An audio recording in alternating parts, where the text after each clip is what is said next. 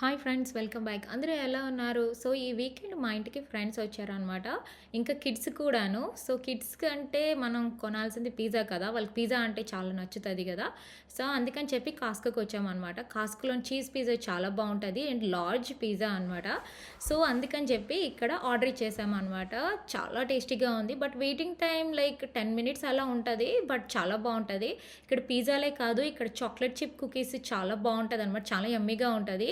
ఇది యాక్చువల్లీ కొత్తగా వచ్చింది మెనూలోనే అనమాట. ముందు చాక్లెట్ చిప్ కుకీ లేదు. ముందు చుర్రోస్ ఉండేవనమాట. అది కూడా బాగుండేదనమాట.